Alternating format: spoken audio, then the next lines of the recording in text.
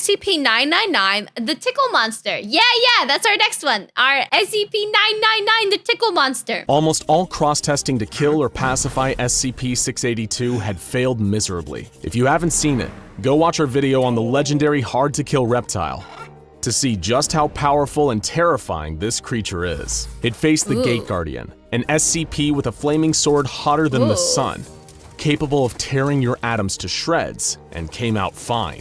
In its face-off with the horrifying SCP-096, also known as the Shy Guy, it broke the— Wait, guys. Do they make SCPs fight each other like battle arena style? the Shy Guy's mind and reduced it to gibbering despair. Even SCPs with supposedly unlimited powers simply refused to engage the beast in combat.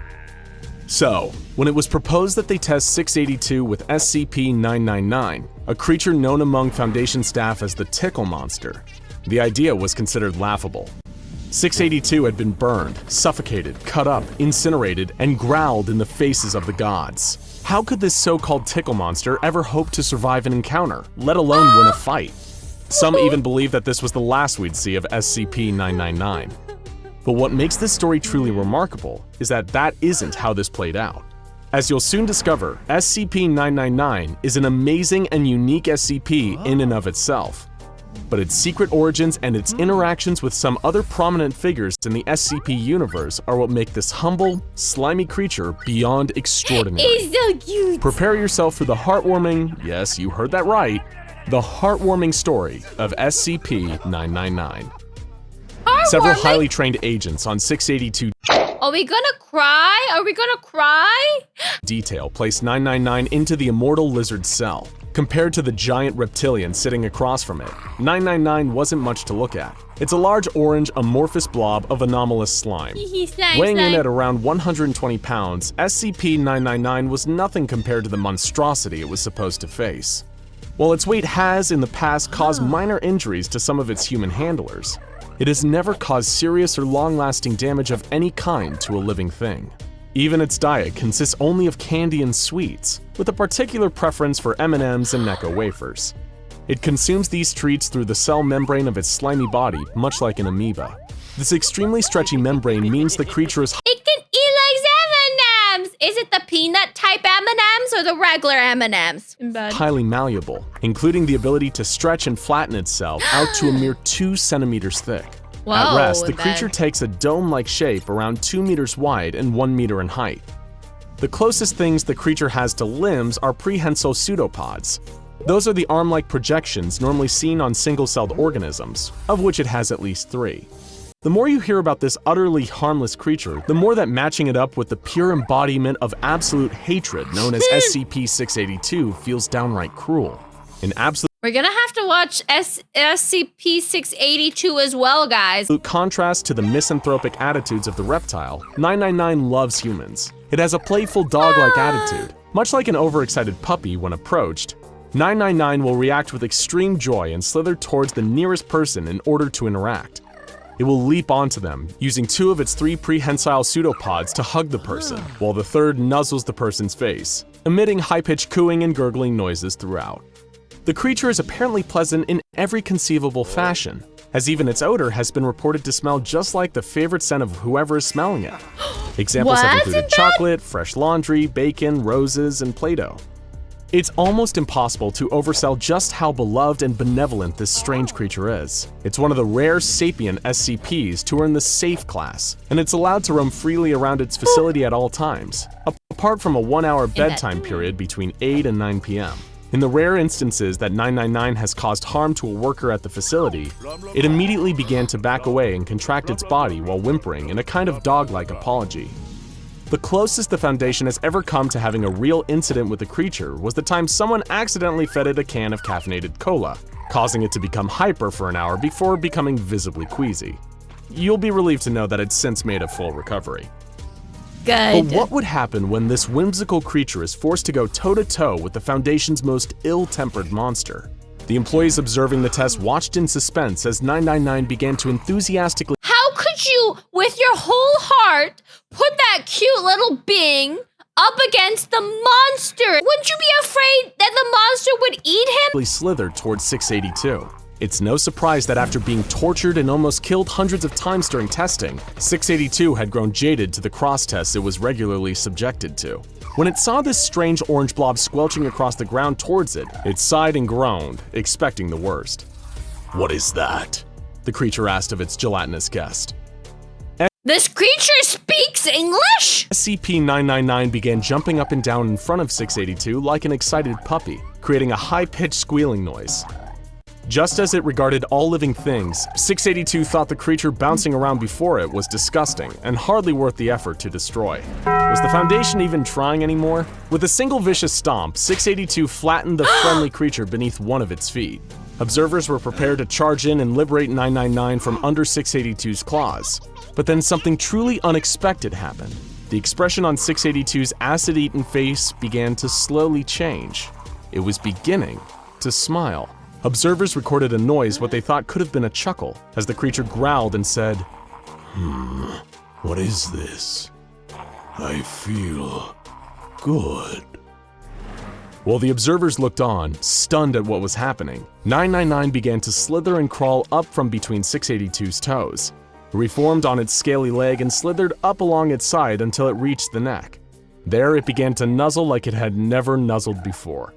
The results spoke for themselves. 682 was grinning and chuckling, repeating a phrase that the Foundation never would have imagined coming from 682. "Feel so happy. Happy. Happy. Happy." Just when you thought SCP-999 couldn't possibly be more adorable, you learn about its greatest power, bringing joy. Anyone and anything that comes into contact with the creature, even in passing, will experience a kind of mild euphoria. As one's contact with the creature is prolonged, this overwhelming sense of joy increases and continues long after you've separated from it. Prolonged contact has completely cured depression, anxiety, and PTSD, along with a number of other conditions, including rage and Apparently we all need a little bit of this cute goober in our life. social personality disorders. Serial killers practically become saints after coming into prolonged contact with 999, and in that moment, 682 was no exception. And there truly does not appear to be no exceptions. While causing happiness and joy isn't a dangerous weapon, when it comes to SCP-999, it is an extremely powerful one. And what's more, SCP-999 also appears to have an innate sense for those who need its help most, with a particular affection for the hurt and the unhappy. The creature appears to be a true altruist on a fundamental level, even risking its own safety to help humans during dangerous containment breaches.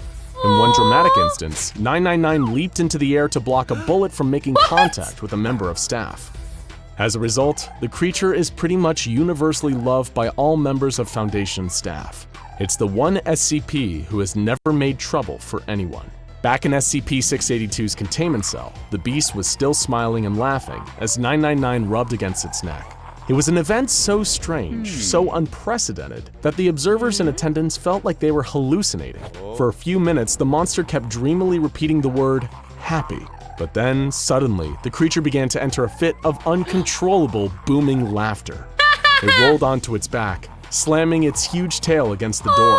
It had just fallen victim to one of 999's favorite pastimes, tickle fights, hence how it earned its Tickle Monster nickname among staff. The tickle fight continued until 682 appeared to tire and fall asleep, with a smile still on its face. After 15 minutes of inactivity, 2 D-Class personnel were commanded to enter and retrieve SCP-999 from the containment cell. They did so successfully, but as soon as 999 was removed, 682 roused from its slumber and released a powerful psychic attack from its entire body while laughing maniacally. It rendered all personnel within a certain distance incapacitated, as they collapsed in fits of laughter, allowing 682 to escape and go on a violent rampage. Oh no! However, in spite of this, 999 showed no fear and helped save some of the bystanders as security officers subdued and recaptured 682.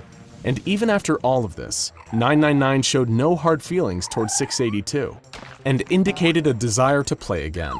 It's a creature whose capacity for love is so limitless that it's practically immune to fear.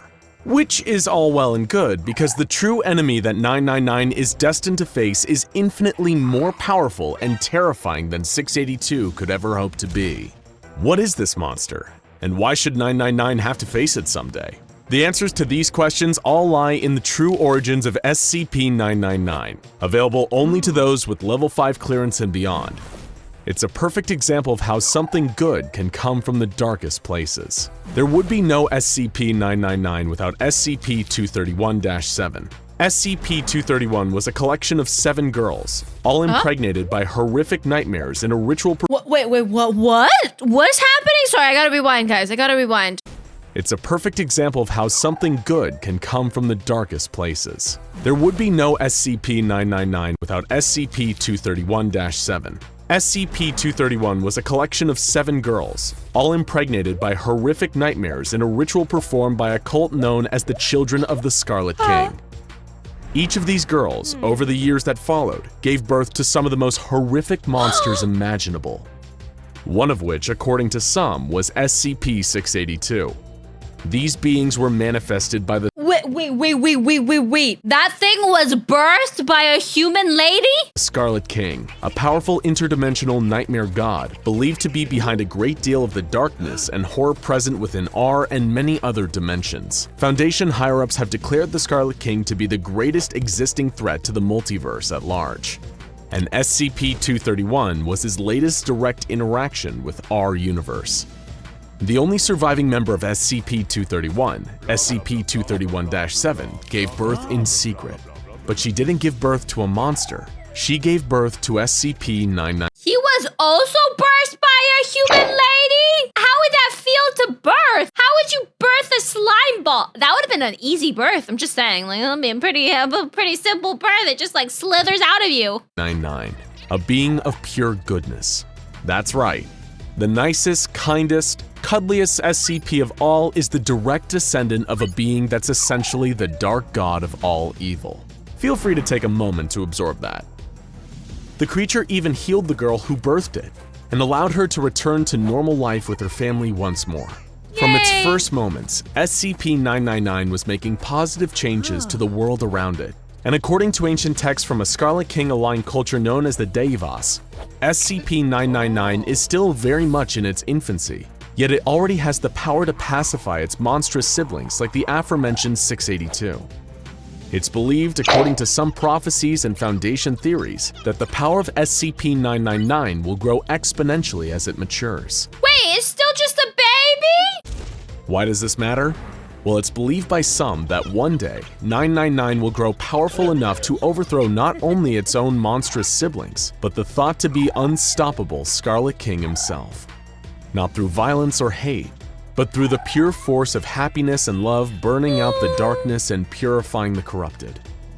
While the humble SCP-999 rarely outshines its frightening competitors, to those truly in the know, 999 is one of the most powerful and valuable SCPs in existence, and may be the greatest asset in the Foundation's arsenal for the war against dangerous anomalous activity. After all, what could strike more fear into their hearts than the knowledge that it might be love rather than firepower that finally dethrones the Scarlet King? And for the knowledge that it may one day save everything we know from a fate so much worse than death, with nothing but affection for everyone and everything, it's worth offering thanks to the little orange blob, or at least an extra pack of M&Ms before bedtime. Oh my god, that is so precious! But then it makes me wonder, what about the freaking Dark King Satan thing? What about 682? There's so many unanswered questions I have. Like, what happened to the other ladies that birthed things? The Scarlet King. Yes, exactly. Like, what happened to the other ladies that birthed things? Like, what did they birth? Also, did they all die? They all died! That's so horrifying. I guess only the one that birthed the blob gets to live.